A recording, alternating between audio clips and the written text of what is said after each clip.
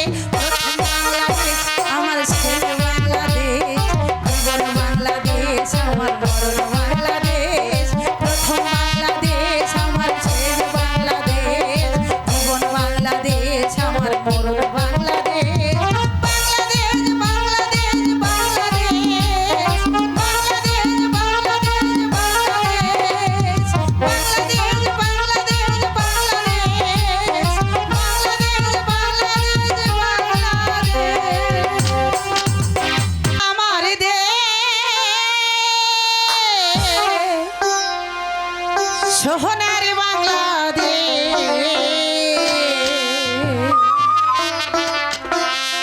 দোয়েল শ্যামা কোকিল ডাকে সুরের নাই বসে।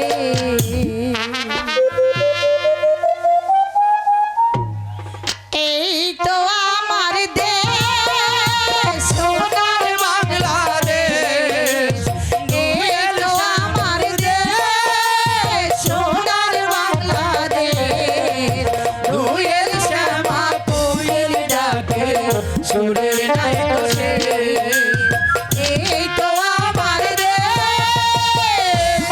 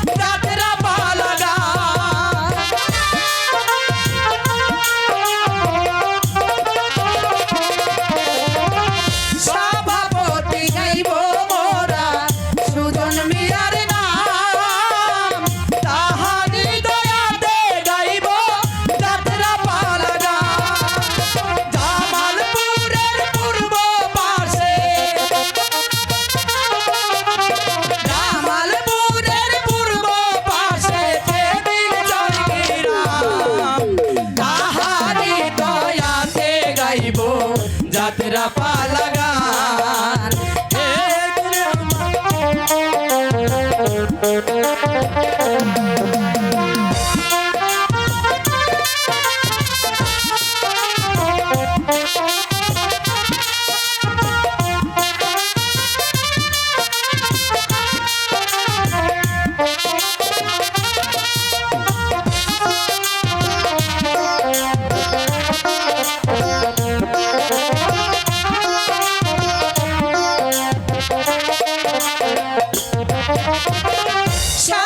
সভাপতি গাইব মাস্টার মিয়ার নাম তাহারি দয়াতে গাইব যাত্রা পালা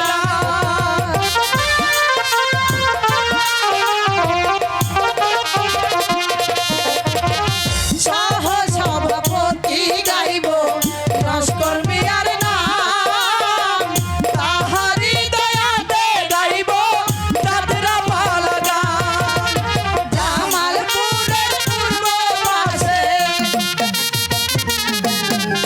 জামালপুরের পূর্ব পাশে দেবীর চরণের তাহারি দয়াতে গাইব যাত্রা পালা গান তাহারি দয়াতে গাইব যাত্রা পালা গান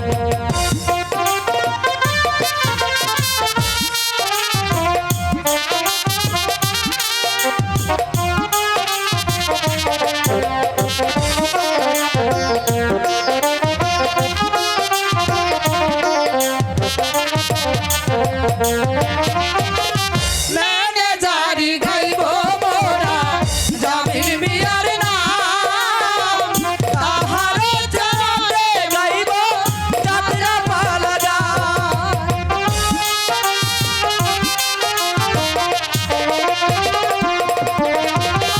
ম্যানেজারি গাইব মোরা জামিল মিয়ার নাম তাহারি দয়াতে গাইব যাত্রা পালা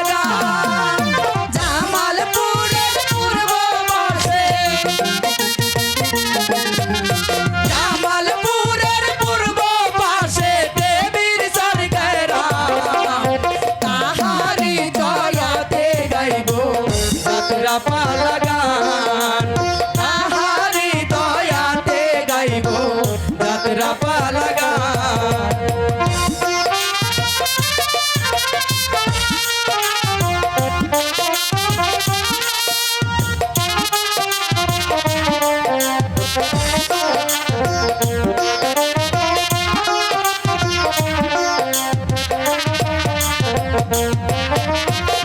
সেক্রেটারি গাইব মোরা কালু মিয়ার নাম তাহারি দয়াতে গাইব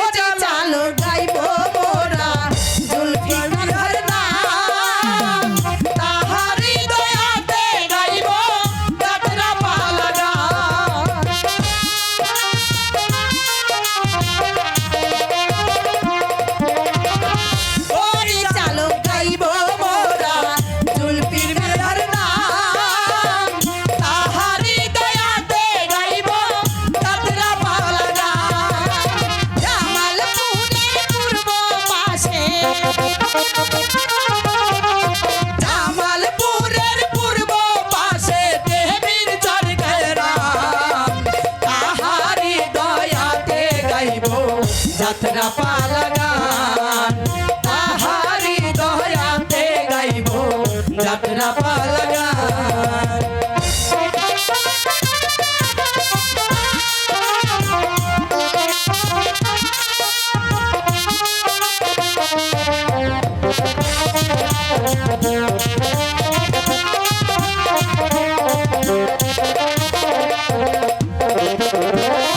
গানের মালিক গাইব মোরা মনির মিয়ার নাম তাহারি দয়াতে গাইব যাত্রা পালা গান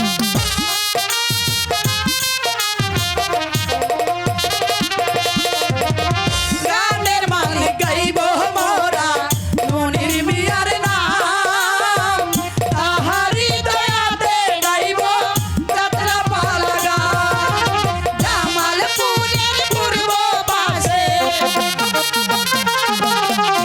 জামালপুরের পূর্ব পাশে দেবীর চরকার নাম তাহারি দয়াতে গাইব যাত্রা পালা গান তাহারি দয়াতে গাইব যাত্রা পালা গান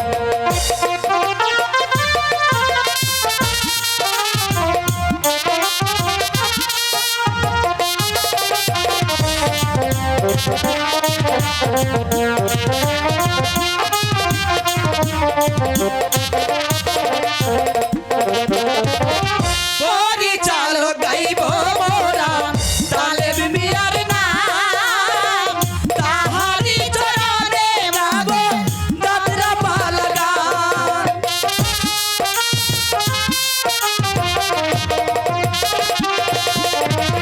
পরিচালক গাইব মোরা তালেব মিয়ার নাম তাহারি চরণে গাইব যাত্রা পালা গান জামালপুরের পূর্ব পাশে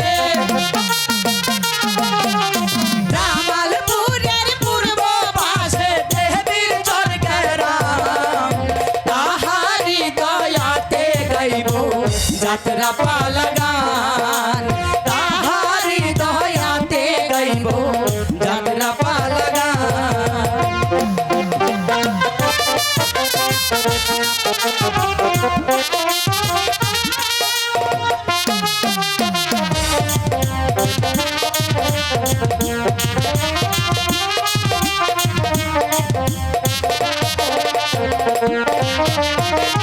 বাঁশির বায়েন গাইব মোরা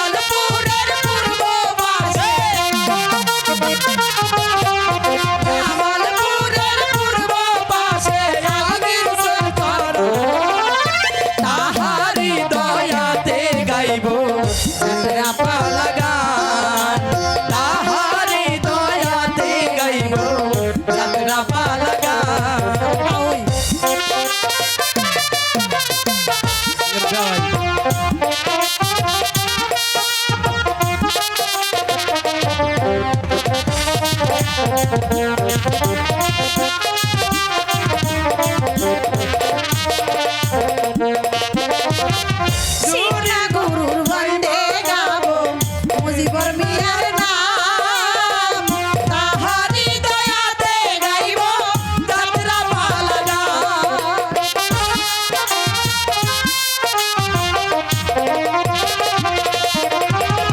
শিক্ষা গুরু গাইব মোরা মুজিবর মিয়ার নাম তাহারি দয়াতে গাইব যাত্রা পালা গান।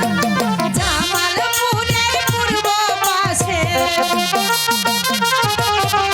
জামালপুরের পূর্ব পাশে দেবীর চরকেরা তাহারি দয়াতে গাইব যাত্রা পালা গান। তাহারি দয়াতে গাইব যাত্রা পালা গান।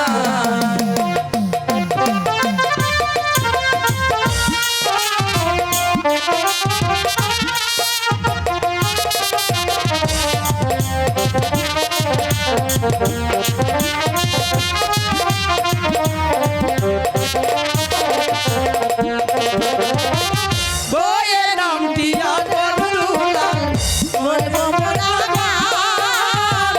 দয়া করে শুনবেন সবাই আমাদের গান।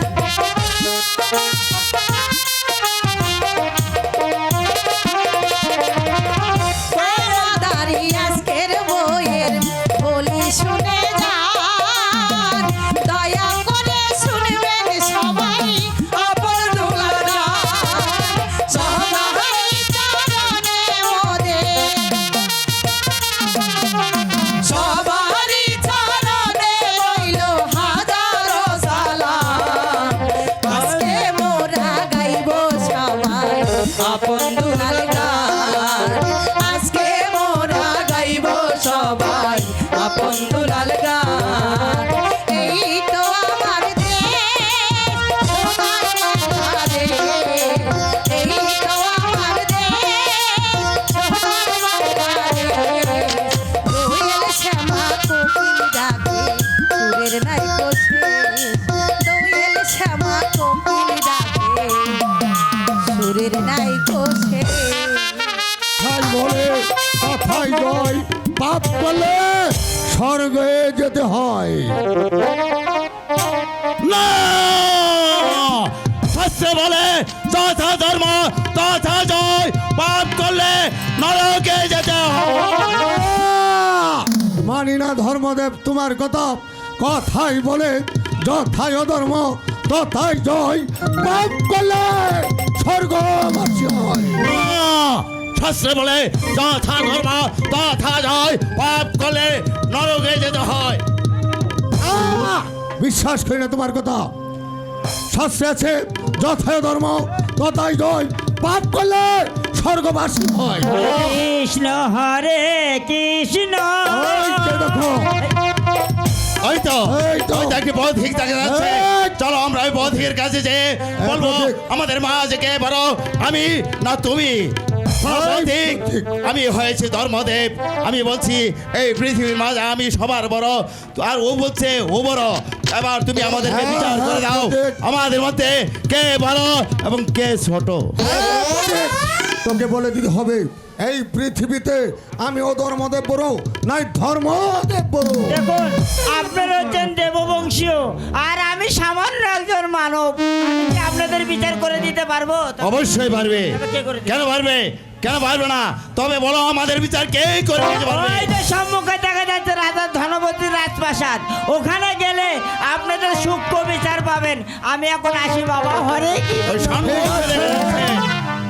আজ চলে যাচ্ছি রাজা ধনপতির কাছে সেইখানে গিয়ে আমরা বিচার পাঠ হব রাজা ধনপতি আমাদের বিচার করে দেবে এই পৃথিবীতে আমি অধর্মদেব পড়ো না তুমি ধর্মদেব পড়ো শাস্ত্রে আছে যথায় ধর্ম তথাই জয়। পাপ করলে স্বর্গবাসী হয়। না, পাপ করলে ওই নরকে যেতে হয়। আমি চলে যাচ্ছি ওই প্রত্যেকের কথা মতো রাজা ধনপতির কাছে। সে যদি আমাদেরকে সূক্ষ্ম বিচার করে দেয় তাহলে ভালো, আর যদি না দেয় তাহলে দেব আমাকে আমি তাকে অভিশাপ অভিশাপ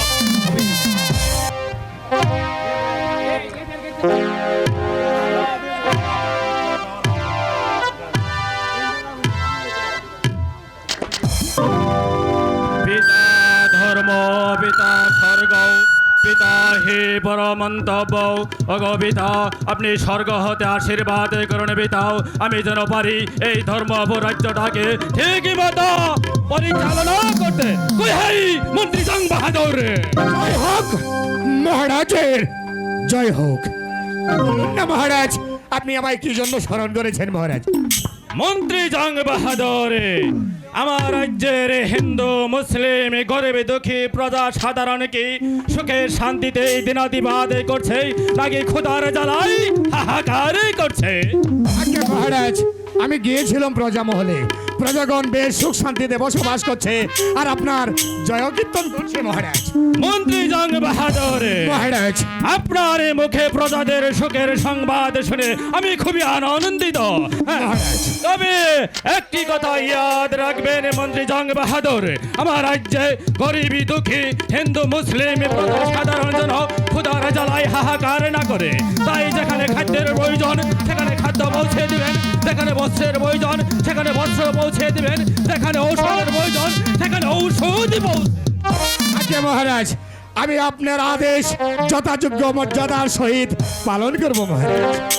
মন্ত্রী জং বাহাদুর, বলুন মহারাজ। আমি আজ নিশীতে কি স্বপ্ন দেখলাম মন্ত্রী জং বাহাদুর, আমার এই ধর্ম রাজ্যটা রাহু যেন গ্রাস করছে। মহারাজ, স্বপ্ন কোনোদিনে বাস্তবে পরিণত হয় না। তা যদি হতো মহারাজ, তাহলে চন্দ্র সূর্য উদিত হতো না মহারাজ। মহারাজের জয় হোক, মহারাজের জয় হোক।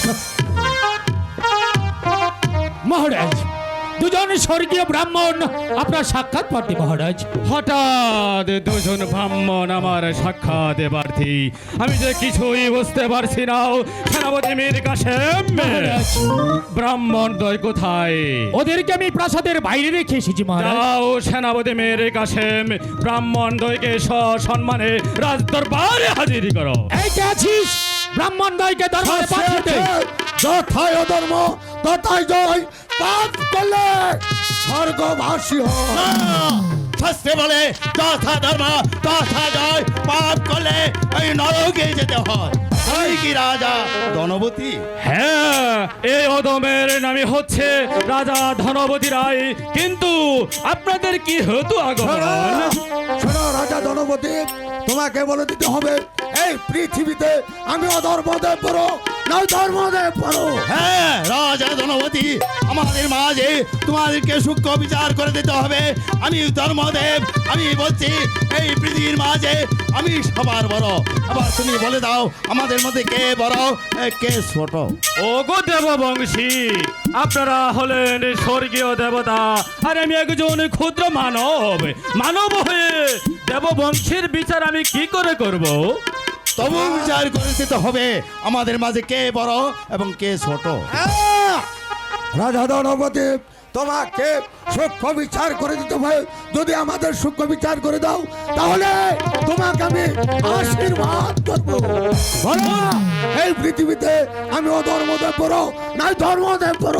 মন্ত্রী জং বাহাদুর, বলুন মহারাজ। সেনাপতি মীর কাসেম আলী খান, মহারাজ, দেববংশী আমার কাছে বিচার বাকি হয়ে দাঁড়িয়েছে। এবার আপনারাই বলুন আমি তাদের কি বিচার করব? মহারাজ, আপনি দেবতাগণের কাছ থেকে দুদিনের সময় চেয়ে নিন মহারাজ। এই দুদিনের মধ্যে বুদ্ধি বিবেচনা করে দেখা যাবে এই বিশ্ব ভূমণ্ডলের মধ্যে ধর্মদেব বড় নাকি অধর্মদেব। হ্যাঁ মহারাজ, মন্ত্রী জং বাহাদুর উত্তম কথাই বলেছেন। আপনি ব্রাহ্মণ দয়ের কাছ থেকে দুদিনের সময় চেয়ে নেন। দুদিন ওর আপনার অতিথিশালায় আতিথ্য গ্রহণ করবে। দুদিন পর আসবে আপনার এই রাজ দরবারে, প্রকাশ্য দরবারে আপনি ওদের বিচার করে দেবেন এই পৃথিবীর মাঝে ধর্মদেব বড় না ধর্মদেব বড়। আপনারা দুদিন আমার অতিথিশালায় আতিথ্য গ্রহণ করুন। দুদিন পর প্রকাশ্যে রাজ দরবারে আপনাদের বিচার করে দেওয়া হবে যে এই পৃথিবীতে কে বড় আর কে ঠিক ছোট। আছে রাজা ধনপতি, আজ আমরা চলে যাচ্ছে তোমার আতিথ্যশালায় আতিথ্য গ্রহণ করতে। আর তারপর আগামী কল্য আসবো, তুমি আমাদের সূক্ষ্ম বিচার করে দিবে, বলবে এই পৃথিবীতে আমি অধর্মদেব বড় নয় ধর্মদেব বড়। যদি তুমি আমার সূক্ষ্ম বিচার করে না দিতে পারো তাহলে তোমাকে এমন অভিশাপ দেব যে অভিশাপে তোমার সোনার রাজ্যটা জলে পুড়ে ছারখার হয়ে যাবে। শাস্ত্রে আছে, যথাই ধর্ম তথাই জয়, পাপ করলে স্বর্গবাসী। রাজা ধনপতি, তোমার কথা মতো তোমার অতিথিশালায় চলে যাচ্ছি আতিথ্য গ্রহণ করার জন্য। দুদিন তোমার অতিথিশালায় আতিথ্য গ্রহণ করব, আবার দুদিন পর তোমার এই রাজ দরবারে চলে আসবো। সেদিন তুমি এই প্রকাশ্য রাজ দরবারে আমাদেরকে সূক্ষ্ম বিচার করে দেবে। আমি বড় নবধর্ম বড় জয়, ধর্ম ঠাকুরের জয়। পাপ করলে ওই নরকে যেতে হয়। মন্ত্রী জং বাহাদুর, মহারাজ, ছানানয়ন মীর কাশেম আলী খান, মহারাজ, আপনাদের যুক্তি মতোই দেবগণের কাছ থেকে আমি দুদিনের সময় চেয়ে নিয়েছি। এই দুদিন তারা আমার অতিথিশালায় আতিথ্য গ্রহণ করবে। দুদিন পর তারা তখন পুনরায় রাজ দরবারে বিচার বাক্যে দাঁড়াবে। এবার আপনারাই বলুন আমি তাদের কি বিচার করব? আচ্ছা মহারাজ, আপনি আমাদেরকে আদেশ দিন, আমরা কৃত্রিম উপায়ে দুটি আসনের ব্যবস্থা করব। একটি আসন থাকবে স্বর্ণ দ্বারা নির্মিত, অন্য আসন থাকবে রূপা দ্বারা নির্মিত, এমনকি আসন দুটি বসন দ্বারা আবৃত থাকবে। কেউ যেন বুঝতে না পারে কোনটি স্বর্ণের আর কোনটি রূপোর। তারপর দেবগণ এসে তারা নিজ নিজ দায়িত্বে আসন গ্রহণ করবে। যে বসবে স্বর্ণের আসনে সে হবে বড়, আর যে বসবে রূপোর আসনে সে হবে ছোট মহারাজ। উত্তম উত্তম কথাই বলেছে বিচক্ষণ মন্ত্রী জং বাহাদুর মহারাজ। আপনার অনুমতি পেলে আমরা দুটি আসনের ব্যবস্থা করব। একটি হবে স্বর্ণের, অপরটি হবে রূপোর। যে বসবে স্বর্ণের আসনে সেই হবে বড়, আর যে বসবে রূপোর আসনে সেই হবে ছোট মহারাজ।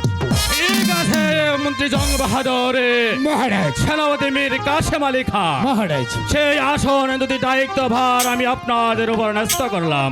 রাজ কার্য পরিচালনা করতে করতে আমি খুবই ক্লান্ত, তাই রাজ দরবার আজকের মতো এখানে সমাপ্ত ঘোষণা করলাম। তাই চলুন মহারাজ।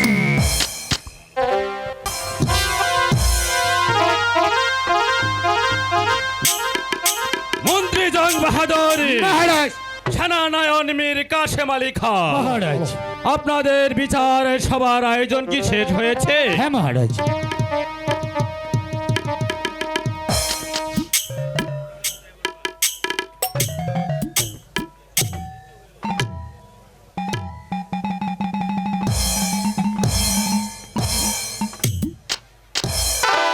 মন্ত্রী জং বাহাদুর, মহারাজ, সেনানায়ন মীর কাশেম আলী খান, মহারাজ, আপনাদের বিচার সবার আয়োজন তো শেষ হয়েছে, কিন্তু ফরিয়াদিগণ এখনো আসছে না কেন?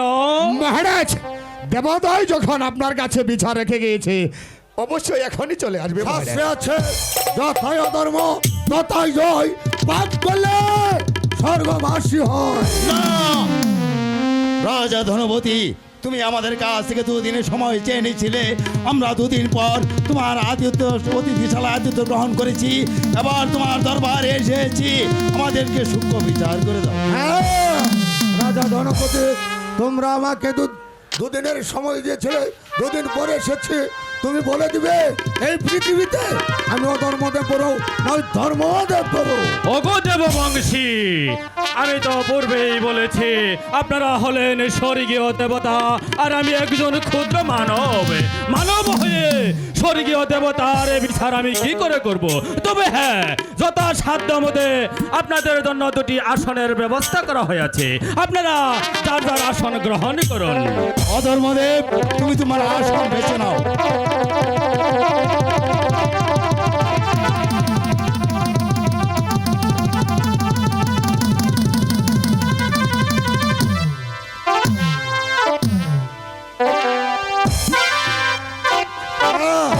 রাজা ধনপতি এবার বলো রাজা ধনপতি আসন গ্রহণ করলে তুমি আমাদের সূক্ষ্ম বিচার করে দিবে। বলো এই পৃথিবীতে আমি ও ধর্মদেব বড় নাই ধর্মদেব বড়? হ্যাঁ বলো রাজা ধনপতি, আমাদের মাঝে কে বড় এবং কে ছোট? ওগো দেব বংশী, আপনাদের বিচার আমি আর কি করব? আপনাদের যার যার আসনের দিকে লক্ষ্য করলে বুঝতে পারবেন এই পৃথিবীতে কে বড় আর কে ছোট।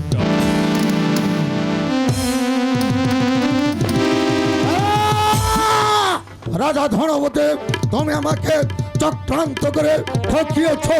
আজ আমি চলে যাচ্ছি, তোমাকে আমি অভিশাপ দিয়ে যাচ্ছি। অভিশাপ দিয়ে যাচ্ছি। আমার অভিশাপে তোমার এই সোনার রাজ্যটা জলে পুরে সরকার হয়ে যাবে। দিয়ে যাচ্ছি আমি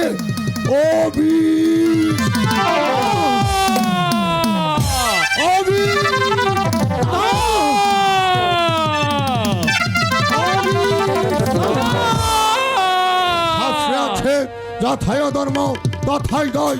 পাপ করলে স্বর্গবাস। রাজা ধনপতি, কোনো ভয় নেই রাজা ধনপতি। অধর্মদেব তোমাকে দিয়ে গেছে অভিশাপ, আর আমি ধর্মদেব দিয়ে যাচ্ছি তোমাদেরকে প্রাণ ঢালা আশীর্বাদ। আমার আশীর্বাদকে বুকে চেপে ধরে ওই চলন্ত চিতায় যেতে তুমি কুণ্ঠিত হবে না, এমনকি তুমি তোমার রাজ্য চালাতেও তুমি ভয় পাবে না। আমি চলে যাচ্ছি 12 বৎসরের জন্য ওই তীর্থ পর্যটনে। 12 বৎসর পর ফিরে এসে আমি আবার তোমাকে আমার বুকে টেনে নেব, কেননা তুমি যে নেই বিচারক। জয় ধর্ম ঠাকুরের জয়। জং বাহাদুর মহারাজ, সেনাপতি মীর কাসেম আলী খান মহারাজ, ও ধর্মদেব দিয়ে গেল আমাকে অভিশাপ, আর ধর্মদেব দিয়ে গেল আমাকে প্রাণে ডালা আশীর্বাদ। এবার আপনারাই বলুন আমি কোন পথ অবলম্বন করব? মহারাজ, ধর্মদেব আপনাকে দিয়ে গেছে অভিশাপ, তাছাড়া ধর্মদেব আপনাকে দিয়ে গেছে আশীর্বাদ। আপনি ধর্মদেবের আশীর্বাদ বুকে আগলে রেখে ওই অগ্নিকুণ্ডে চাপ দিতেও দ্বিধাবোধ করবেন না মহারাজ। হ্যাঁ মহারাজ, মন্ত্রী জং বাহাদুর উত্তম কথাই বলেছে। কেননা আমিও বলছি আপনি সূক্ষ্ম বিচারই করেছেন। এই পৃথিবীতে ধর্মই হচ্ছে সবথেকে বড়, ধর্মের চেয়ে বড় আর কিছু নেই। তাই তো আপনার বিচারে ধর্মদেবকে করেছেন বড় আর অধর্মদেবকে করেছেন ছোট। অধর্মদেব দিয়ে গেছে আপনাকে অভিশাপ, আর ধর্মদেব দিয়ে গেছে আপনাকে প্রাণদাল আশীর্বাদ। ধর্মদেবের আশীর্বাদ বুকে আগলে রেখে এই ধর্মপুর রাজ্যটা পরিচালনা করবো। ধর্মকে বুকে আগলে রেখে জ্বলন্ত চিতায় প্রবেশ করতে হবে। কুণ্ঠিত হবেন না, কেন না এই পৃথিবীতে ধর্মই হচ্ছে সবচেয়ে বড়, ধর্মের চেয়ে বড় আর কিছু নেই মহারাজ। ঠিক আছে মন্ত্রী জং বাহাদুর মহারাজ, সেনাপতি মীর কাসেম আলী খান মহারাজ, ও ধর্মদেবের অভিশাপকে প্রত্যাখ্যান করে ধর্মদেবের আশীর্বাদকে বুকলে আগলিয়ে রেখে আমি জ্বলন্ত চিতায় যাবতীয় দ্বিধাবোধ করব না। রাজে কার্য পরিচালনা করতে করতে আমি বড় ক্লান্ত, তাই দরবার আজকের মতোই মুলতবি ঘোষণা করছি।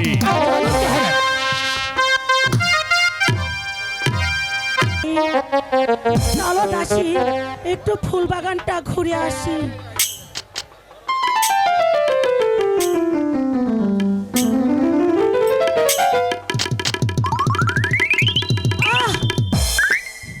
দাসী, কি আমার মাথাটা ঘুরছে, রানীমাটা ধুলছে, আমার কিছুই ভালো লাগছে না। দাসী, আমি এখানে একটু বসি। দাসী, তুমি দাও দাসী, মহারাজকে পাঠিয়ে দাও। ঠিক আছে রানীমা, আমি তাই যাচ্ছি।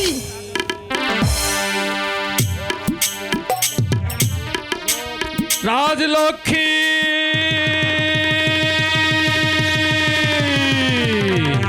রাজলক্ষ্মী, রাজলক্ষ্মী, তুমি অমন করছো কেন? রাজলক্ষ্মী, তোমার কি হয়েছে? মহারাজ, হ্যাঁ বলো। আজ নিশীতে আমি যে স্বপ্ন দেখেছি মহারাজ, কে জানো আমাকে বলছে, ওরে রাজলক্ষ্মী তুই চলে আয়, তুই চলে আয়। মহারাজ, আমি হয়তো আর বাঁচবো না মহারাজ, আমি বুঝি আর বাঁচবো না। রাজলক্ষ্মী, তুমি অমন করছো কেন রাজলক্ষ্মী? তুমি চলে গেলে আপন আরে দুলালকে কে দেখবে রানী রাজলক্ষ্মী? কে দেখবে? মহারাজ ওই তো চেয়ে দেখেন মহারাজ, ওই তো চেয়ে দেখেন কে যেন বলছে, ওরে রাজলক্ষ্মী তুই চলে আয় পরপারে।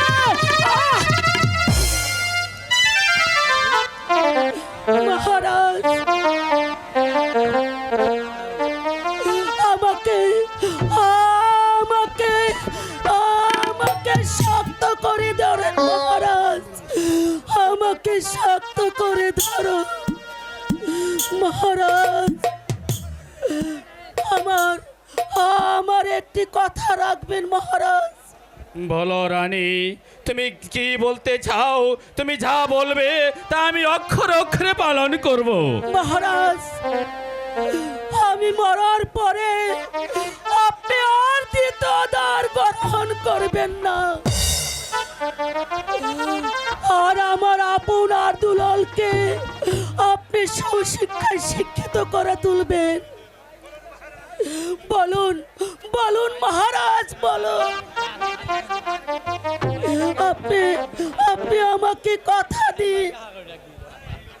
ঠিক আছে রানী রাজলক্ষ্মী, আমি তোমার ঘাই স্পর্শ করে শপথ করে বলেছি, তুমি মরে গেলে তোমার আপন দুলালকে আমি লেখাপড়া শিখিয়ে সুশিক্ষায় শিক্ষিত করে তুলব।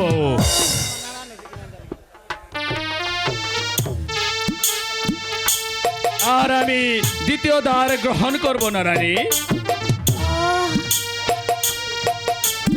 শুনে শুনে আমি খুব শান্তি পেলাম মহারাজ, এবার আমি মরাও শান্তি পাবো মহারাজ, মরাও শান্তি পাবো। মহারাজ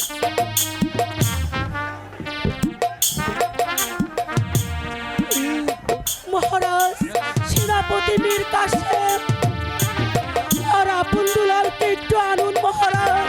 ঠিক আছে রানী রাজলক্ষ্মী, এই কে আছিস?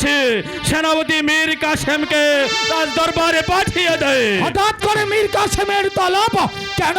কি হয়েছে? কি মহারাজ, আমি কি দেখতে পাচ্ছি মহারাজ? আপনি সিংহাসন উপবিষ্ট, দেবী রানী রাজলক্ষ্মী অসুস্থ, একটি বারের জন্য এই মুসলিমকে হুকুম করো না আমি রাজপুত্রের ব্যবস্থা করি। না সেনাপতি মীর কাসেম, রানী রাজলক্ষ্মী তোমাকে ডেকেছে, তুমি শোনাচ্ছে কি বলে। ভাই মীর কাসেম, দেবী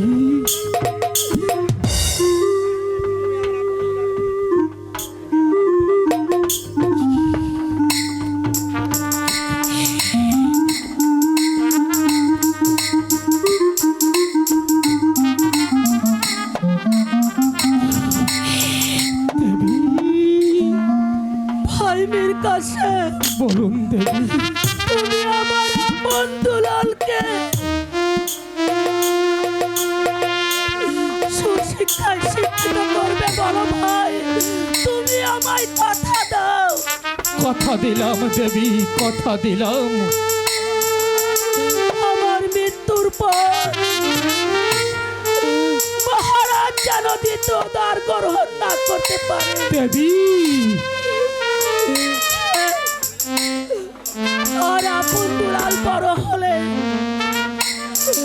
আপনকে করবে রাজ্যের রাজা, আর দুলালকে করবে প্রধান সেনাপতি। ওগো দেবী, ভাই মীর কাসেম শিশুকালে আমি আমার গর্ভধারিণী মাকে হারিয়েছি, বাল্য কৌশলে হারিয়েছি আমার জন্মদাতা পিতাকে। দুমুঠো অন্যের জন্য আমি রাস্তায় রাস্তায় ঘুরেছি, কেউ আমার মুখে এক মুঠো অন্ন তুলে দেয়নি, সবাই আমাকে দূর দূর করে তাড়িয়ে দিয়েছে। আপনি একদিন এই মহল থেকে মায়ের মন্দিরে যাচ্ছিলেন পুজো করে, রাস্তার পাশে আমি ডুকরে ডুকরে কাঁদছিলাম, আপনি আমাকে বলেছিলেন ওরে কাঁদছিস কেন? আমি বলেছিলাম আমার ক্ষুধা লেগেছে, আমাকে খেতে দাও। সেই দিন এই মুসলিমকে মুসলিম বলে ঘেন্না না করে নিজের ভাই বলে আপনার বুকে স্থান দিয়ে বলেছিলেন, ওরে আজ থেকে আমি তোর মায়ের মতো লেখাপড়া শিখিয়ে আমাকে মানুষের মতো মানুষ করেছেন, এই রাজ্যের প্রধান সেনাপতি দেবে বহাল করেছেন। ও গো দেবী, আমি আপনাকে কথা দিচ্ছি, আমি বেঁচে থাকতে আপন দুলালের গায়ে একটা কাঁটার আঁচল লাগতে দেব না, আর আমি বেঁচে থাকতে মহারাজকে কোনোদিন দ্বিতীয় দ্বার গ্রহণ করতে দেব না। শুনতে খুব শান্তি পেলাম ভাই। দেবী, কই আমার আপন দুলালকে একটু আনো ভাই। ঠিক আছে দেবী, আমি এখনই আপনার দুলালকে নিয়ে আসছি।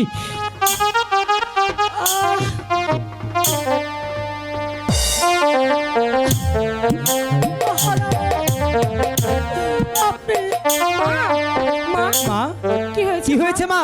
আপনি এমন তুমি এমন করছো কেন মা? পিতা, মায়ের কি হয়েছে? না পাপি, আমার কিছু হয়নি। মা, তাহলে তুমি এমন করছো কেন মা? পিতা, আমার মার কি হয়েছে? ওরে আপন, ওরে দুলাল, তোদের মাঝে অসুস্থ বাবা।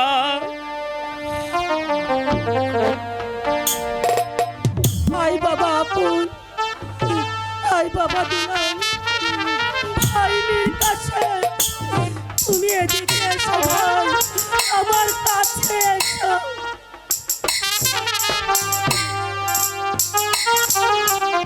ভাইবির কাছে আমার সবচেয়ে মূল্যবান সম্পদ আমি তোমার হাতে তুলে দিলাম। দেবী, তুমি তাদেরকে দেখে রেখো। আশীর্বাদ করবেন দেবী, আশীর্বাদ করবেন। আপনার দেওয়া এই দুটি অমূল্য রত্ন যেন এই বুকের মাঝে আগলিয়ে রাখতে পারি। যাও পাপি, তোমরা খেলাধুলা করো কি? চল মানিক, ওই বাগানে বসে তাই চল, খেলা দুলাল। করি। দাদা তাই চল চলো।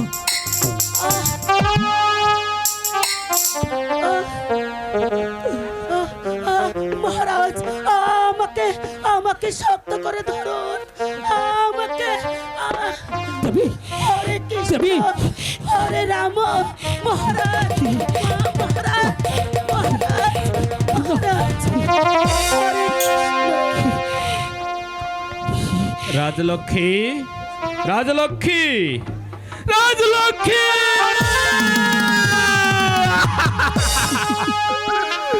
রানী রাজলক্ষ্মী,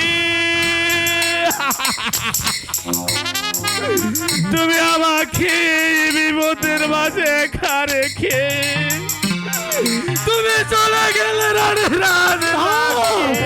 না মহারাজ, না। ও, অমন কথা বলবেন না মহারাজ, অমন কথা বলবেন না। দেবী রানী রাজলক্ষ্মী আমাদেরকে ফাঁকি দিয়ে মনে করে চলে যেতে পারে না। কথা বলুন দেবী, কথা বলুন, একবার আমাকে ভাই বলে ডাকুন দেবী। সেনাপতি মেয়ের কাছে মহারাজ, রানী রাজলক্ষ্মী এই পৃথিবীর মায়া ছেড়ে চলে গিয়েছে। মহারাজ, আপনি আপনার এই দুলালিকে দেখে আনুন, শেষবারের মতো ওরা ওদের মাকে একেবারে দেখে যায়। কিন্তু ভাবছি মহারাজ, আপনার দুলাল এসে যখন ওদের মাকে মা মা বলে ডাকবে, যখন দেবী রানী রাজলক্ষ্মী ওদের ডাকে সাড়া না দেবে, তখন আমরা আপনার দুলালকে কি বলে সান্ত্বনা দেব মহারাজ? আমি আমি আপনার দুলালকে এক্ষুনি নিয়ে আসছি মহারাজ।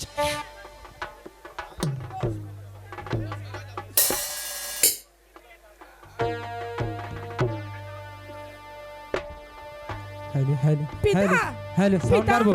পিতা, পিতা, মা, মায়ের কি হয়েছে? পিতা, মায়ের কি বলুন। হয়েছে পিতা? বলুন, মায়ের কি হয়েছে? মা, কথা বলো, মা, কথা বলো মা। পিতা, মা কেন কথা বলছে না? পিতা, ওরে আপন, বোন পিতা ওরে দুলাল তোদের মা হ্যাঁ, কি হয়েছে মার বলো না পিতা ও আপনি পিতা কাছে মায়ের কি হয়াছে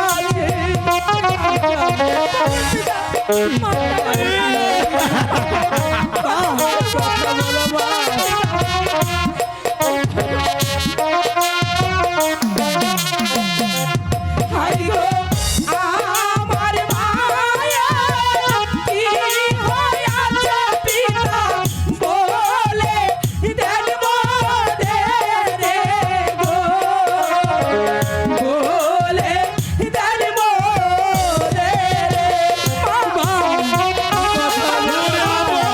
ওরে দুলাল তোদের মাঝে আরে পৃথিবীতে রে বাবা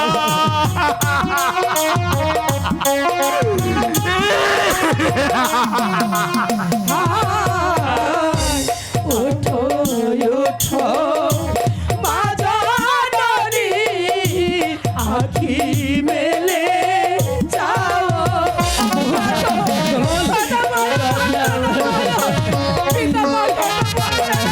তোদের মাঝে আরে কোনোদিন কথা বলবে না রে বাবারা হাই গো দুলাল কাঁদে মাগো দুলা এলো টিয়া গো দুলা এলো টিয়া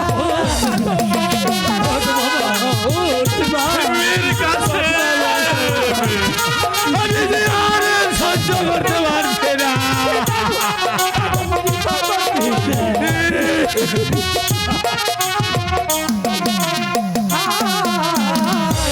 তোর কলাবা দূরে খাইলে কলা না হয় মাটি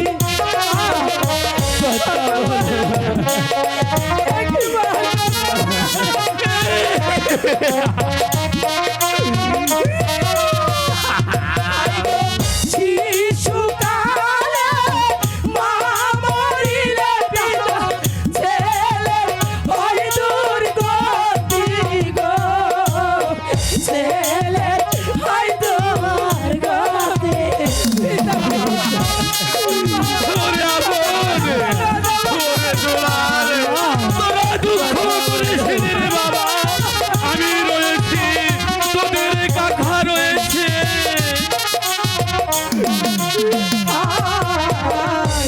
ওঠো ওঠো মাতারি আখি মেলে যাও কথা বলো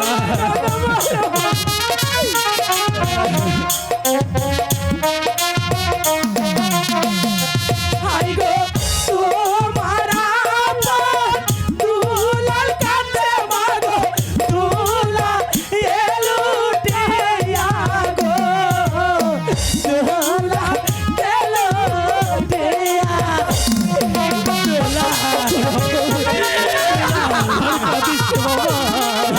ওরে আপন ওরে দুলাল তোদের কান্নাতে আমি আর সইতে পারছি না বাবা বলবে না রে আমি আর সইতে পারছি না আমাদের মা কেন কথা বলছে না মা মাগো মাগো কথা বলো মা কথা বলো কথা বলো চুপ কর বাবা বোন চুপ কর দুলাল এভাবে কেঁদে কেঁদে চোখের জলে যদি সাগর বইয়ে দেশে মানি তবু তবু তোদের মার কোনো দিন কথা বলবে না রে বাবা আর কোনো দিন কথা বলবে না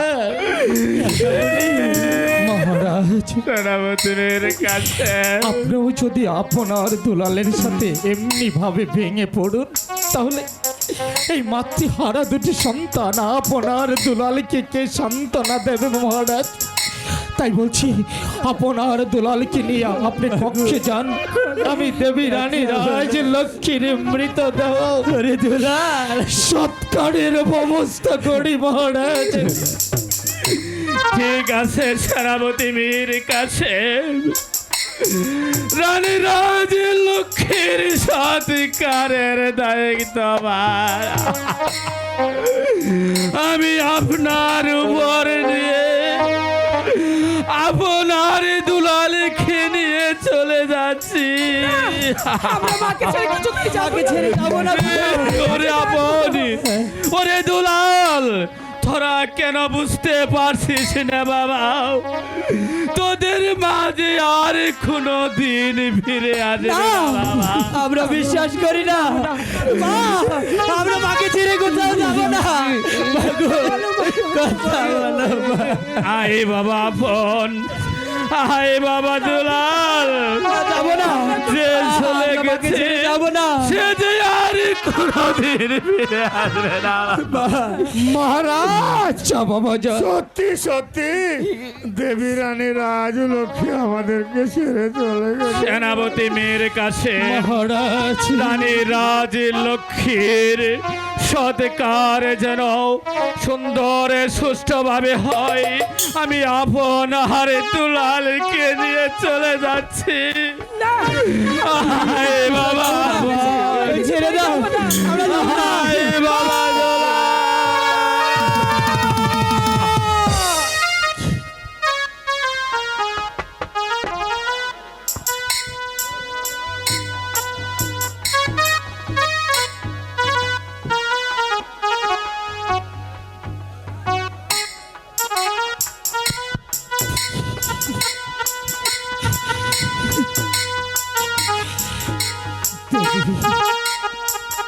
দেবী যেদিন আমাকে রাস্তা থেকে তুলে এনে আপনার বুকে স্থান দিয়ে বলেছিলেন, ওরে মুসলিম, কে বলেছে তোর মা নেই? আজ থেকে আমি তোর মা। মা, মা গো, ও মা, ও মা।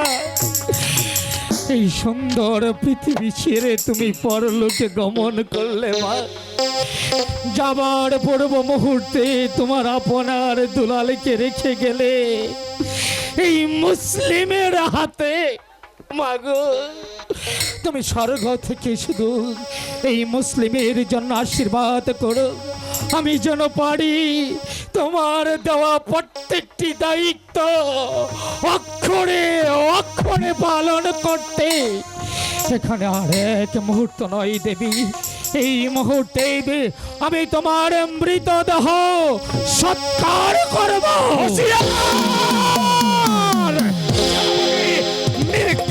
মালিকা কে কে তুমি?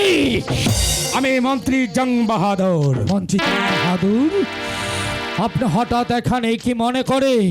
তুমি দেবী রানী রাজ লক্ষ্মীর দেহ স্পর্শ করো না। কিন্তু কেন?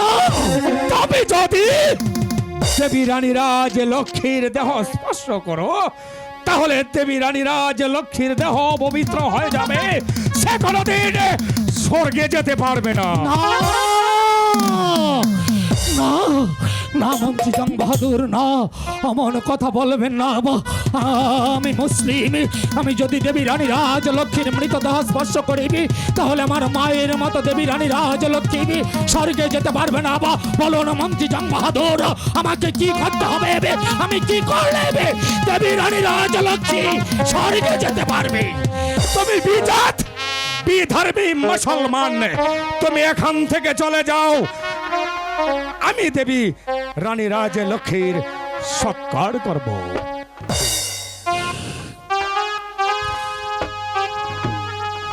বেশ, আপনার কথা মতো আমি চলেই যাচ্ছি মন্ত্রী জং বাহাদুর। মন্ত্রী জং বাহাদুর, বলে যাও, যাবার তুমি কি বলবে পূর্ব আমাকে? মুহূর্তে আমি আপনাকে দুটি কথা বলে যেতে চাই। বলো, তুমি কি বলবে? ভালো করেই জানেন রাস্তা থেকে তুলে এনে দেবী রানী রাজলক্ষ্মী আমাকে নিজ হাতে আমার মুখে খাবার তুলে দিয়েছে, লেখাপড়া শিখিয়ে মানুষের মতো মানুষ করেছে, এই রাজ্যের প্রধান সেনাপতি পদে বহাল করেছে। আজ আপনি বলছেন আমি যদি দেবী রানী রাজলক্ষ্মীর মৃতদেহ স্পর্শ করিবি তাহলে দেবী রানী রাজলক্ষ্মী স্বর্গে যেতে পারবে না। তাই তো আমার মায়ের মতো দেবী রানী রাজলক্ষ্মীর মৃতদেহ এখানে রেখে এখান থেকে চলে যাচ্ছি। যদি এই মৃতদেহটা আবার শ্মশানে নিয়ে ভালোভাবে সৎকার করা হয় তবে ভালো, আর যদি এই মৃতদেহ নিয়ে কোন রকম ছল চাতুরি বা চক্রান্ত করার চেষ্টা করে নেয় তাহলে একটি কথা মনে রাখবেন, এই ধর্মপুর রাজ্যের প্রত্যেকটা প্রজা আপনাকে ক্ষমা করবে, স্বয়ং মহারাজ আপনাকে ক্ষমা করবে, কিন্তু মুসলিম যুবক সেনাপতি মীর কাসেমের এই হাতিয়ার কোনদিন আপনাকে ক্ষমা করবে না। অতএব হুঁশিয়ার, দম বহুত বহুত হুঁশিয়ার মন্ত্রী জং বাহাদুর, বহুত হুঁশিয়ার।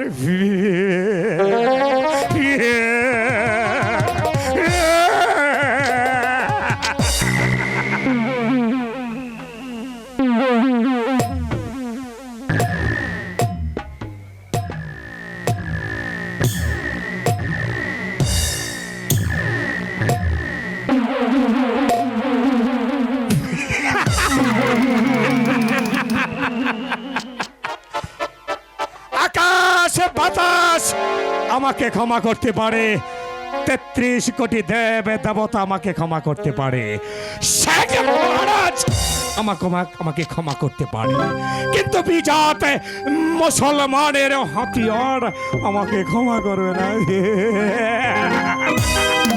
আরে যা যা যা যা যা, তুমি গিয়ে তোমার ওই মহারাজকে সান্ত্বনা দাও। আমি মন্ত্রী জং বাহাদুর, আমি ইচ্ছে করলে যে কোনো মানুষকে হাসাতেও পারি, আবার কান্না হাসাও করে।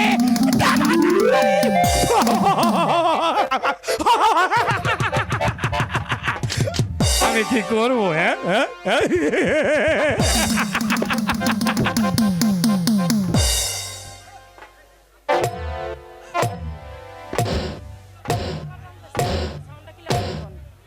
হ্যালো,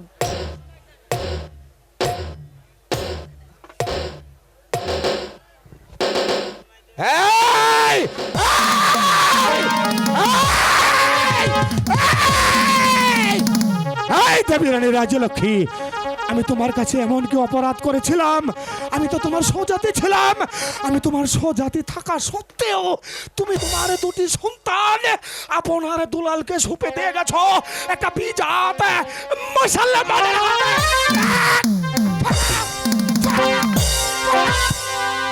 আমার ইচ্ছে করছে এই মুহূর্তে তোমার মৃতদেহটাকে না না দেবী রানী রাজলক্ষ্মী, তুমি যে প্রতিহিংসার আগুন আমার বুকের মধ্যে জ্বালিয়ে দিয়ে গেছো, সেই প্রতিহিংসার আগুন তোমাকে পয়সার মারলে আমার এই দিলে শান্তি হবে না। এই দেবী রানী রাজলক্ষ্মী, তুমি মহারাজকে প্রতিজ্ঞা করিয়েছ সেজন্য আর কোনোদিন দ্বিতীয় দ্বার গ্রহণ করে না। দেবী রানী রাজলক্ষ্মী, প্রথম কাজ হবে রাজা ধনপতি ধীরাজকে দ্বিতীয় দ্বারে গ্রহণ করানো, আর তখনই গড়ে আসবে শতমা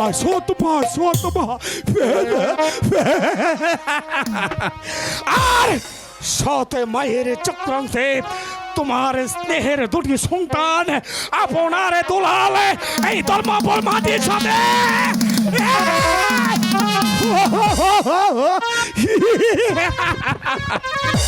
এই দেবী রানী রাজলক্ষ্মী,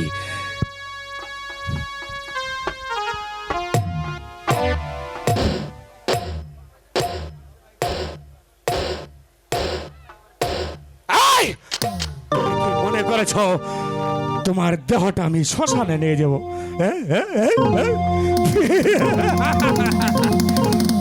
এই দেবীরানী রাজলক্ষ্মী, আমি তোমাকে শ্মশানে নেব না, আমি তোমার দেহটা ফেলে দেব ওই নর্দমার স্তপে। এই, সেখান থেকে শৃগালে শকুনে তোমাকে টেনে। এই দেবীরানী রাজলক্ষ্মী, তুমি তোমার স্বামী সন্তানের করুণার্থনাদ শুনে তুমি স্বর্গে বসে বসে কাঁদবে, আমি মন্ত্রী জং বাহাদুর হাসবো, তোমার কান্না আমার হাসি দুই মিলে সৃষ্টি হবে মহা প্রলয়। এবার চলো দেবীরানী রাজলক্ষ্মী, আমি তোমার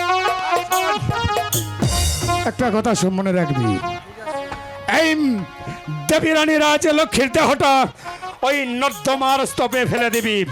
যদি আমার কথা মতো কাজ না হয় তাহলে এই দেবীরানী রাজলক্ষ্মীর মতো আমি তোকে ঘুম পাড়িয়ে দেব, কথাটা যেন মনে থাকে।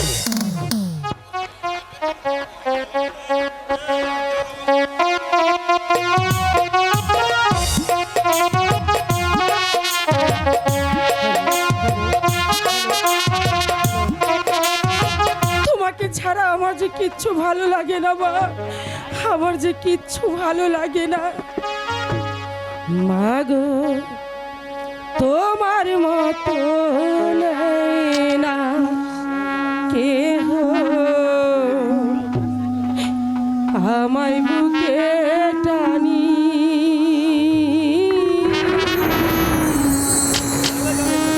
আঁচল দিয়া মোছে না গে।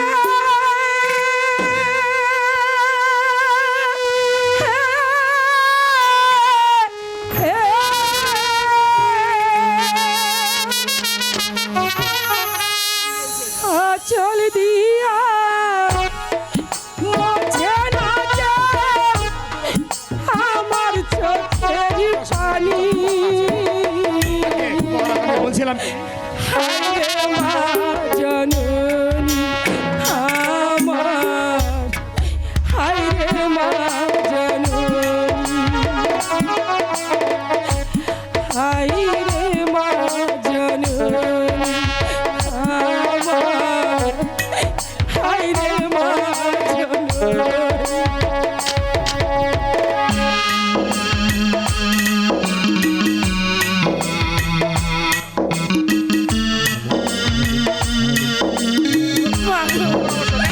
তুমি কোথায় মা, তুমি কোথায়? আমাকে তুমি বাঁচাও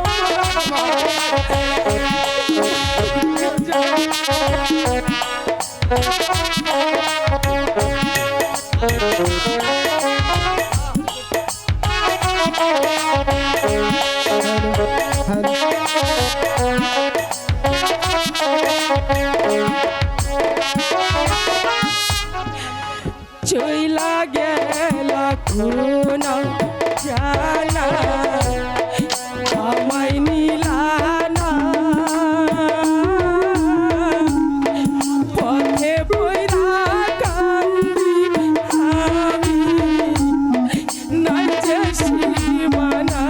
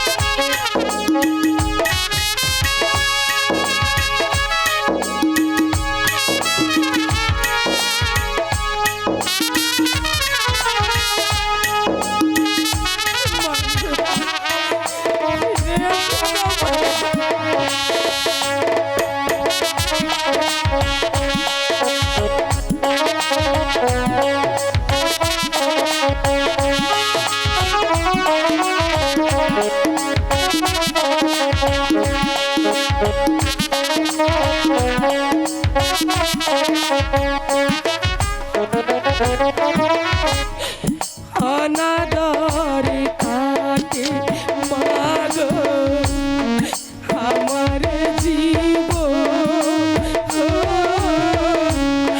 ভাগ্য দোষে রইল বাবা দূরে দেখো।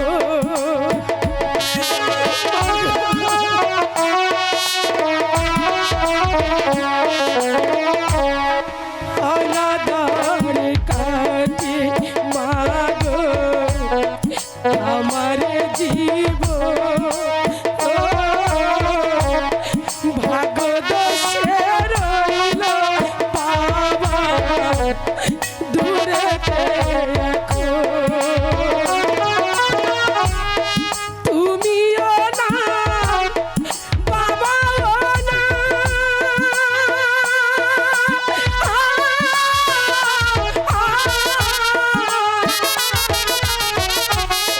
তুমিও নাই বাবাও নাই, দুঃখী আমি এমনি।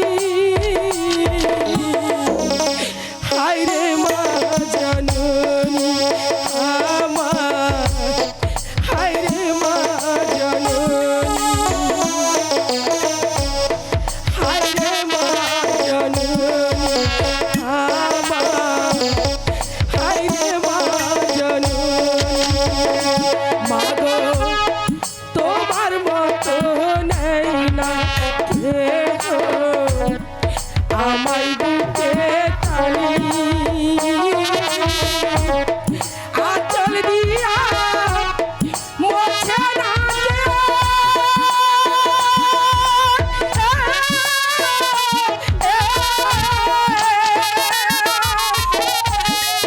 আঁচল দিয়া মোছে না যে আমার চোখের পানি। হায়রে মা জননী আমার, হায়রে মা জননী, হায়রে মা জননী আমার, হায়রে মা জননী, হায়রে মা জননী আমার,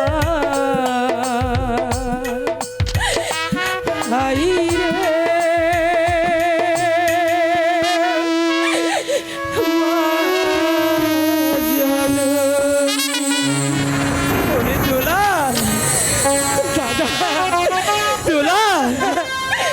মায়ের কাছে যাব, আমি মায়ের কাছে যাব। ওরে দুলাল, যে চলে যায় সে যে আর কোনো দিনই ফিরে আসে না রে দুলাল, সে যে আর কোনো দিন ফিরে আসে না। দুলাল, হাই রে দুলাল, আমার এই বুকের মাঝে আই দুলাল, আমি যে তোকে বুক ভরা ভালোবাসা দেব দুলাল। আই দুলাল, দাদা দুলাল, মায়ের মতো আপন কেহ নাই রে, মায়ের মতো আপন কেহ না। দুলাল, মা জননী নাই রে যাহা ত্রিভুবনে তাহার কেহ নাই রে, মায়ের মতো আপন কেহ নাই দাদা, মায়ের মতো আপন কেহ নাই। ওরে দুলাল, তুই কাঁদিস না রে দুলাল, তুই ছাড়া আমার যার কেউ নেই রে দুলাল, তুই কাঁদিস না দুলাল।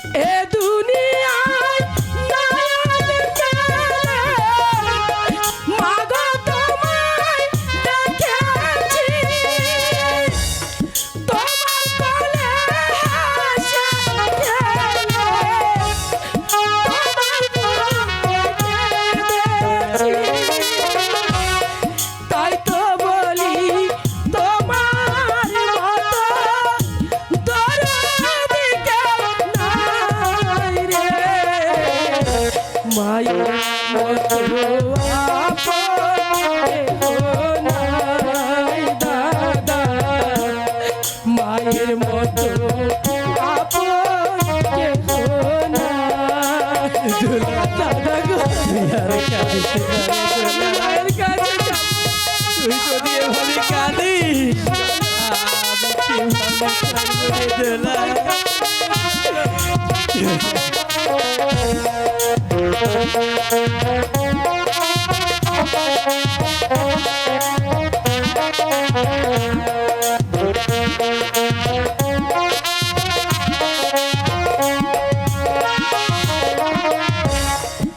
আমি আঘাত পাইলে মায়ের চোখে আসতো পানি,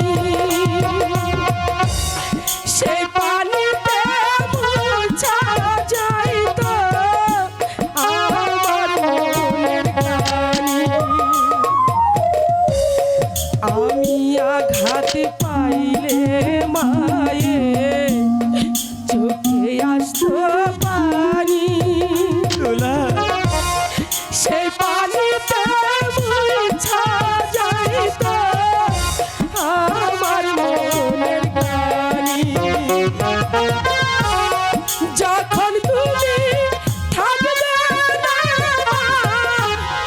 তখন আমার হবে কি?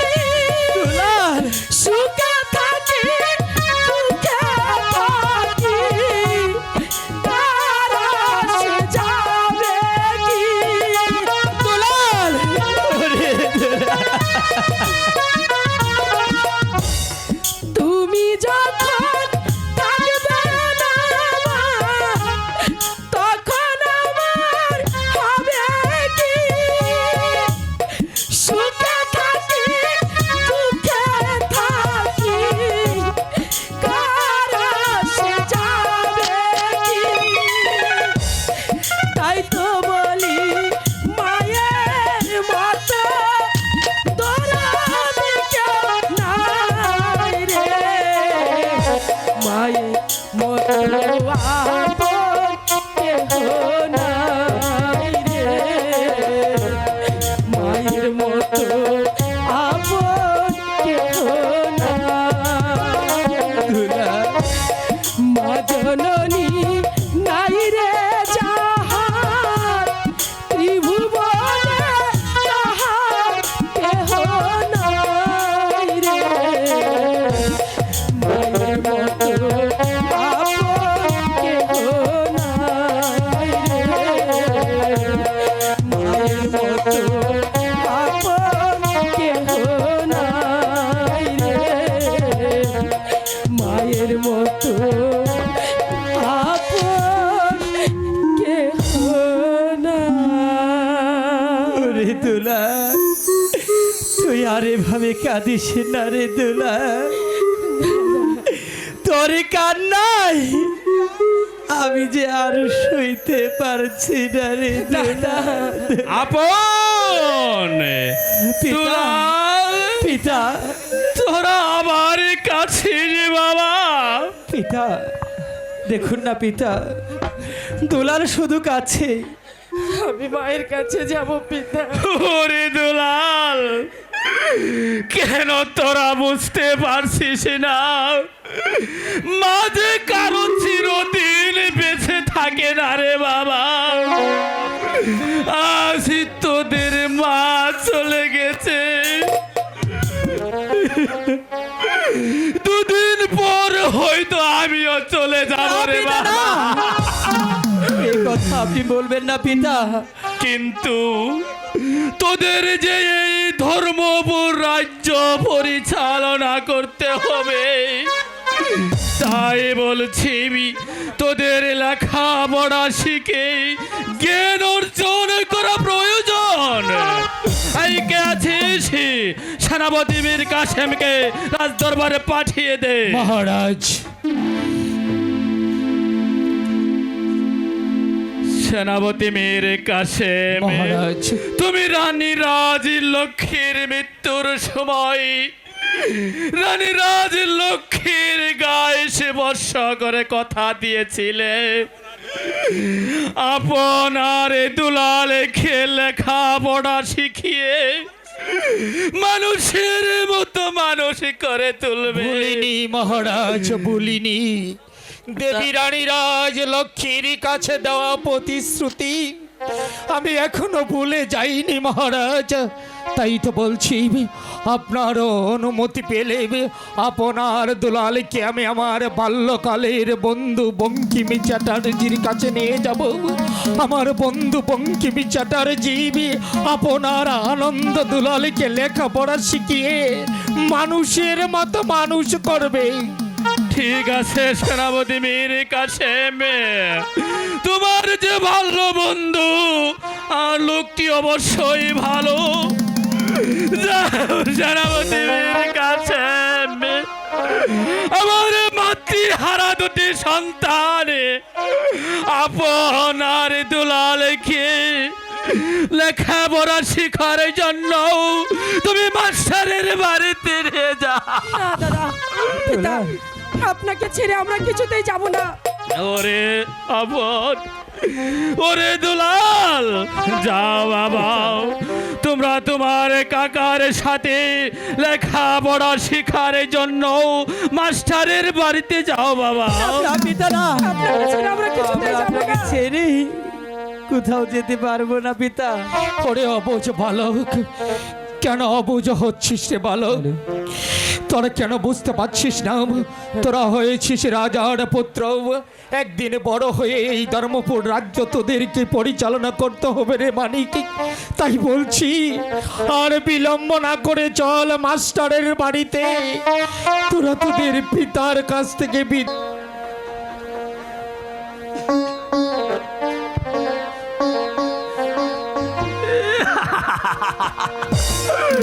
বিদায় দেন বিদায় দেন পিতা,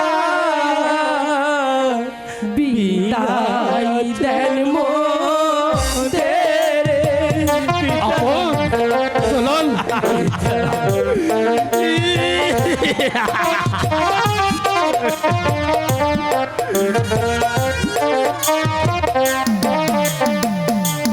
হাই গো লেখা পড়া শিখতে যাব বুড়ো গুরু জির বাড়ি গো, গুরু জির বাড়ি।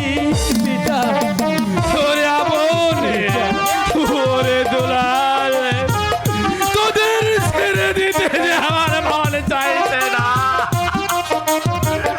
তোদের ছেড়ে দিয়ে আমি কি নিয়ে বেঁচে থাকবো রে ভাই? এই আশীর্বাদ করবেন পিতা, দিয়ে চরণ ধুলি। পিতা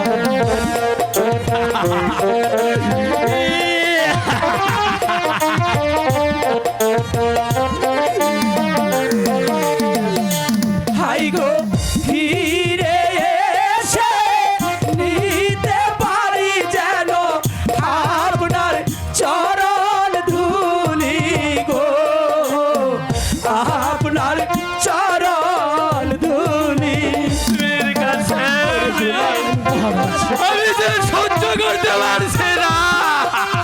শান্ত হন মহারাজ, তাদের বিদায় দিয়ে আমি কি নিয়ে বাঁচব?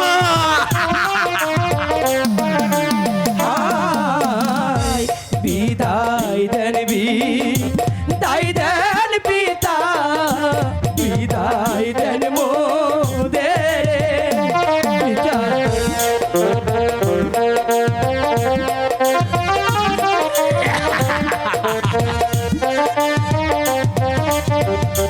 হাই গো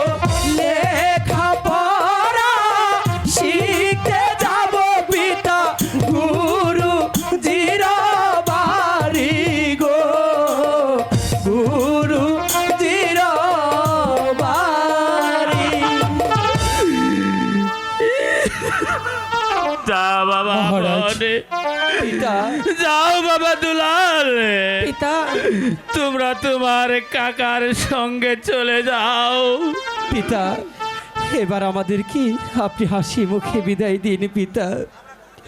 আমরা গুরুজির কাছে লেখাপড়া শিখতে যাব। যাও বাবা দুলাল, যাও বাবা আপন, তোমরা তোমার কাকার সঙ্গে চলে যাও। চল মানিক চল, আর বিলম্ব নয়, তোদের লেখাপড়া শিখতে হবে, মানুষও হতে হবে। তাই বলছি আর বিলম্ব না নিয়ে এই মুহূর্তে চল চলে যাব মাস্টারের বাড়িতে। বিদায় পিতা চলো। বিদায় বিদায় পিতা, বিদায় বিদায় বিদায় পিতা। হাই গো ফিরে এসে নিতে পারি যেন আপনার চরণ ধুলি গো, আপনার চরণ ধুলি।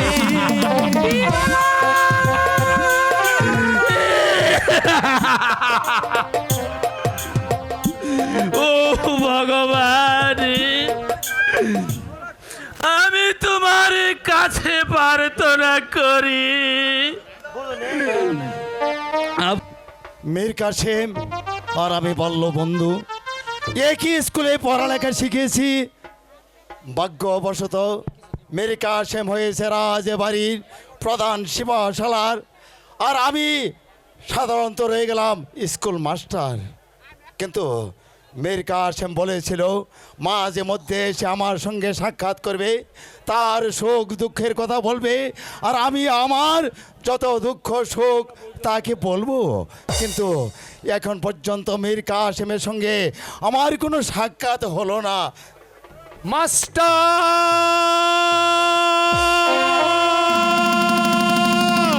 কি কার কণ্ঠস্বর আমি শুনতে পাচ্ছি? মাস্টার কে? বললাম বারান। কে? Master, Mir Kasem? Master, master, Mir Kasem? Master.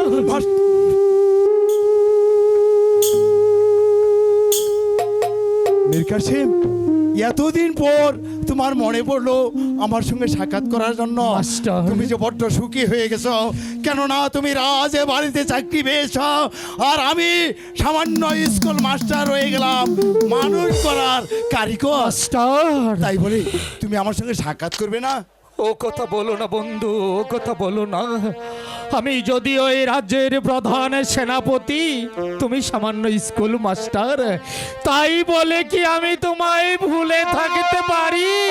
আমি জানি। কি করে ভুলবো গো বন্ধু? সেই শিশুকাল থেকে ধীরে ধীরে দুজন যে একই সাথে বড় হয়েছি। হ্যাঁ, আমি তো তাই ভাবছি। এক সঙ্গে বড় হয়েছি, এক স্কুলে পড়ালেখা শিখেছি। তুমি চাকরি পেয়েছো রাজবাড়ি, আর আমি হয়েছি স্কুল মাস্টার। তাই তো আমি জানি তুমি আমাকে ছোট ভাববে না, কেননা আমি যে মানুষ করার কারিগর। বন্ধু মাস্টার, সব মিলিয়ে কি তুমি ভালো আছো? হ্যাঁ, আমি ভালো আছি। আজ আরো এমন আনন্দ আমার ভিতরে বইছে, আজ তোমার সাক্ষাৎ আমি পেয়েছি। কিন্তু আমি ভালো নেই বন্ধু, কেন? আমি ভালো নই। কেন, কি হয়েছে? সে সংবাদ শুনলে, হ্যাঁ বলো। সে সংবাদ শুনলে তুমি ও যে স্থির থাকতে পারবে না। আমাদের দেবী রানী রাজলক্ষ্মী, হ্যাঁ, রাজলক্ষ্মী, হ্যাঁ, দেবী বলো। রানী রাজলক্ষ্মী অসুস্থ। আমাকে তোমাকে এই পৃথিবীকে ফাঁকি দিয়ে পরলোক গমন করেছে। না!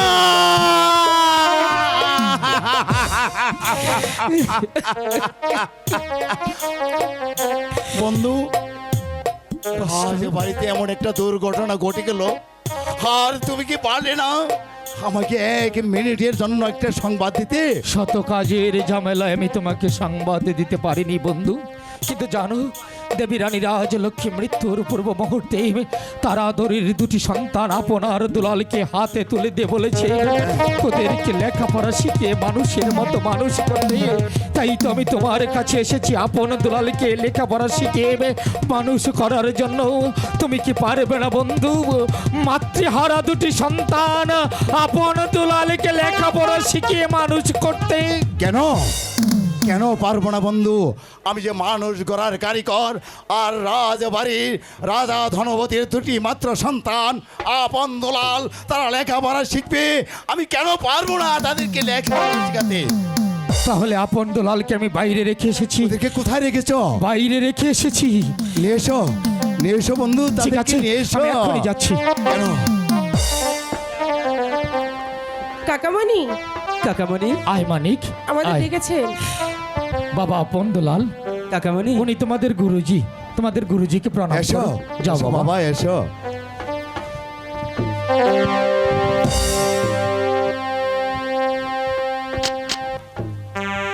বাহ, চমৎকার আপন দুলাল, কাকামণি, কাকামণি। আজ থেকে তোমরা দুবাই তোমাদের গুরুজির কাছে থেকে লেখাপড়া করবে। না না কাকামণি, আমরা থাকতে পারবো না। আমরা কেন বাবা?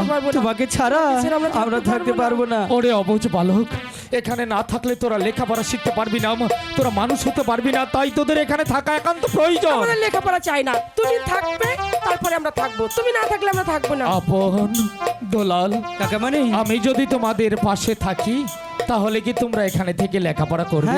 হ্যাঁ থাকবো। তোমাদের মা তোমাদেরকে ফাঁকি দিয়ে চলে গেছে, কিন্তু আমি তো তোমাদের কাকা, আমি কি তোমাদেরকে ফাঁকি দিতে পারবো? তাই তো বলছি কাকামণি, তুমি আমাদেরকে ফেলে এখান থেকে কোথাও যাবে না। যাব না রে বাবা, যাব না। কোনো দিনই তোদেরকে এই বুক থেকে আমি দূরে সরে যেতে দেব না। কাকামণি, আপন দোলাল, বলুন কাকামণি। চেয়ে দেখো কতগুলো পাখি কি সুন্দর ভাবে একটি ডালে বসে খেলা করছে। চেয়ে দেখো, ওই তো ও দূরে। কোথায়? এগিয়ে যা বাবা, এগিয়ে যা, দোলাল। আরো এগিয়ে যা। এ দুলাল, তুই কি দেখেছিস? আমি দেখছি না, তুমি দেখেছো? আমি তো দেখতে পারছি না। ওই তো কোথায়? আমরা দেখেছি দাদা, ওই হ্যাঁ, দেখো ওখানে ওই তো। 4টে পাখি আছে। আমি কাকামণিকে বলবো আমাকে দুটো দিতে, তোমাকে দুটো দিতে। ঠিক আছে। তুমি পারবে না, চলো কাকামণির চলো। কাছে যাই। কাকামণি, কাকামণি, দাঁড়াও মানিক,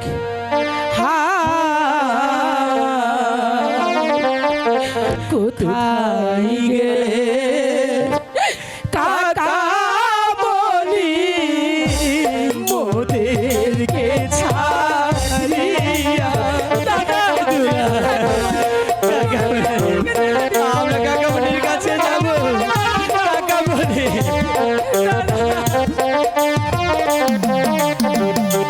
হাই গো কেমন করে ছেড়ে গেলে কাকা মোদের দুটি ভাই রে গো, মোদের দুটি ভাই রে। কাকামণি, আমাদেরকে যেতে দিন। কাকামণি, অবুঝ হোসে রে। ওরে,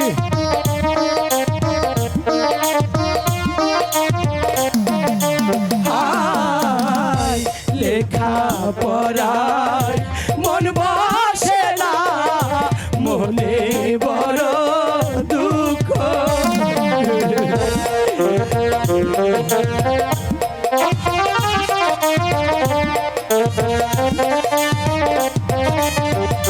হাই গো কোথায় গেলে পাবো গুরু মায়ের চন্দ্র মুখ গো, মায়ের চন্দ্র মুখ। ওরে অবুঝ বালক।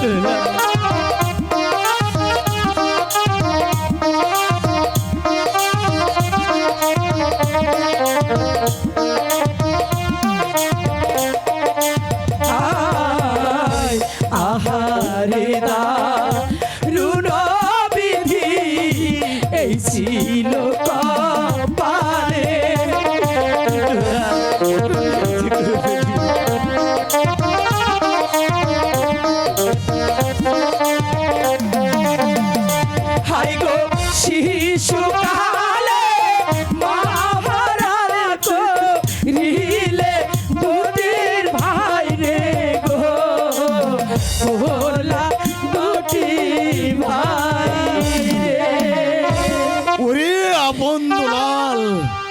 কেন কাঁদছি, কেঁদে কেঁদে কেন নিঃশেষ হয়ে যাচ্ছি? গুরুজি। ওরে বালক, গুরুজি, তোদের যে লেখাপড়া শিখতে হবে, কেননা তোরা হলে রাজা ধনবতীর সন্তান, তোদেরকে লেখাপড়া শিখতে হবে। তাদের অবর্তমানে তোদেরকে করতে হবে এক ধর্ম রাজ্যটাকে পরিচালনা। গুরুজি। হ্যাঁ, তোদের একজনের রাজা হতে হবে আর একজনের সেনাপতি হতে হবে। তাই তো তোদের লেখাপড়া শেখার একান্ত প্রয়োজন। তোদের কাকা চলে গেছে, কিন্তু আমিও তো তোদের কাকার মতোই, কেননা আমরা যে এক স্কুলে লেখাপড়া শিখে আমরা এতটুকু বড় হয়েছি। তোর কাকা তোদের বাড়িতে অর্থাৎ রাজ বাড়িতে চাকরি পেয়েছে, আর আমি হয়েছি স্কুল মাস্টার, মানুষ গড়ার কারিগর। ওরে বালক, গুরুজি। তোরা যে ক্ষুধার্ত, কখন জল পান করেছিস, খানা খেয়েছিস, আমি তো বুঝতে পারছি না। তোদের মুখখানা শুকনো দেখা যাচ্ছে। তাই তো আর বিলম্ব না করে চল, এই মুহূর্তে আমি তোদেরকে খেতে দেব। তাই চলুন গুরুজি, তাই চলো চলুন, দাদা। চলো দুলাল।